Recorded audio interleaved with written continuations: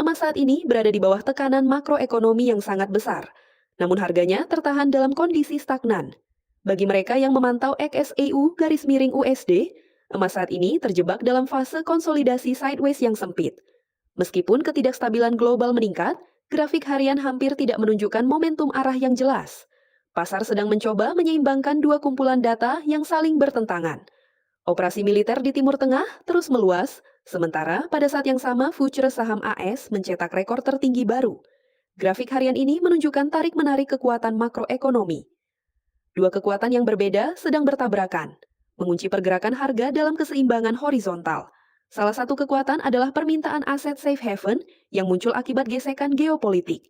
Kekuatan yang berlawanan adalah tingginya biaya peluang opportunity cost ketika modal berputar masuk ke ekonomi Amerika Serikat. Untuk dapat memperdagangkan pasar sideways secara efektif, kita harus memetakan data-data spesifik yang membentuk kedua kekuatan tersebut. Pergerakan harga saat ini merupakan refleksi langsung dari kebuntuan struktural tersebut. Untuk memahami kebuntuan ini, kita harus memulai dari faktor utama yang memberikan tekanan naik pada emas. Faktor tersebut adalah premi risiko geopolitik. Ketika stabilitas sistemik terancam, modal institusional akan berpindah ke aset yang tidak memiliki risiko pihak lawan counterparty risk. Saat ini, risiko tersebut berpusat pada wilayah geografis tertentu. Perluasan operasi militer di sepanjang perbatasan Israel-Lebanon memberikan fondasi bagi nilai emas. Negosiasi terkait gencatan senjata antara Amerika Serikat dan Iran menjadi katup pelepas utama bagi kepanikan pasar. Penerapan perpanjangan gencatan senjata sementara selama 60 hari cukup untuk meredakan kepanikan langsung di pasar dan menghentikan momentum kenaikan agresif emas. Namun, solusi perdamaian permanen masih memerlukan persetujuan definitif dari Presiden Amerika Serikat. Selama hambatan tersebut belum teratasi, negosiasi akan tetap berada dalam kondisi ketidakpastian. Algoritma pasar saat ini menetapkan batas bawah ketakutan, fear floor, karena jeda politik sementara tidak menghapus risiko sistemik yang mendasarinya. Untuk menemukan faktor penekan yang membatasi kenaikan emas, kita harus melihat kondisi keuangan domestik Amerika Serikat. Alokasi aset institusional digerakkan oleh biaya peluang, yaitu hilangnya potensi keuntungan dari alternatif investasi lain ketika satu aset dipilih. Emas tidak memberikan dividen dan tidak menghasilkan imbal hasil dasar yield. Hal ini membuat emas menjadi aset yang kurang menarik ketika pasar saham sedang berkinerja lebih baik.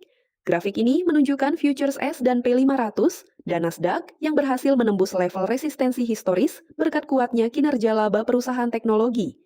Terdapat hubungan langsung di sini. Ketika modal mengalir ke indeks-indeks yang sedang naik tersebut, likuiditas tersedot keluar dari emas sehingga menciptakan tekanan turun akibat perpindahan modal. Harapan akan gencatan senjata di Timur Tengah memberikan kepercayaan diri kepada investor institusional untuk memindahkan dana ke aset yang lebih berisiko, namun memiliki potensi imbal hasil lebih tinggi. Perpindahan likuiditas institusional dalam jumlah besar ini saat ini sedang menjauhkan modal dari emas, sehingga menetralkan momentum kenaikan yang berkelanjutan.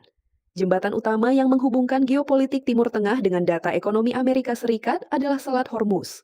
Selat ini merupakan titik sempit, choke point, algoritmik paling penting dalam pasokan energi global. Diagram ini menunjukkan hubungan mekanis tersebut. Langkah 1, pembukaan kembali Selat Hormuz menjamin pasokan minyak mentah dan menekan harga energi.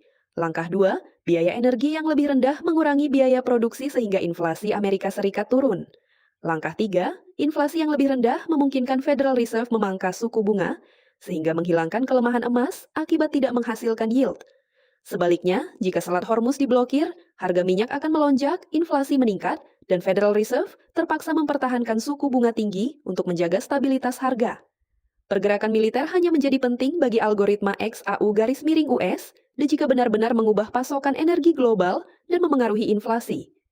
Seluruh alur ini bermuara pada Federal Reserve, institusi yang menerjemahkan data global mentah menjadi harga aset. Mandat The Fed bersifat data dependen. Mereka merespons angka inflasi yang terbentuk dari biaya komoditas global. Suku bunga The Fed yang tinggi menciptakan hubungan terbalik secara mekanis, di mana dolar Amerika Serikat yang kuat menjadi aset pilihan utama. Dolar beryield tinggi yang terus menguat bertindak seperti beban berat yang menekan harga emas, terlepas dari ketegangan geopolitik yang ada. Bagi investor institusional, berita geopolitik hanyalah data mentah yang akan masuk ke mesin penentuan suku bunga Federal Reserve. Katalis data terdekat yang berpotensi memecahkan keseimbangan sideways ini adalah laporan Non-Farm Payrolls (NFPI). NFP merupakan indikator utama kondisi pasar tenaga kerja Amerika Serikat. Data ini bergerak independen dari perkembangan di Timur Tengah dan seringkali menentukan langkah The Fed berikutnya. Jika NFP lebih kuat dari perkiraan, The Fed akan cenderung mempertahankan suku bunga tinggi lebih lama. Hal ini memperkuat dolar Amerika Serikat dan mengurangi daya tarik emas. Sebaliknya, jika NFP lebih lemah dari perkiraan, pasar akan melihat tanda perlambatan ekonomi yang membuka peluang pemangkasan suku bunga dan potensi rally emas. Sementara, banyak trader fokus pada fluktuasi harga jangka pendek. Pergerakan ini sebenarnya merepresentasikan perpindahan modal institusional dalam skala besar. Sesuaikan level support dan resistance teknikal Anda dengan waktu rilis data NFP. Karena pada saat itulah tarik-menarik kekuatan makro yang terjadi saat ini kemungkinan besar akan berakhir. Dengan mengikuti aliran dari choke point fisik, data ekonomi, hingga kebijakan bank sentral, trader dapat mengantisipasi pergerakan modal institusional bahkan sebelum berita utama muncul.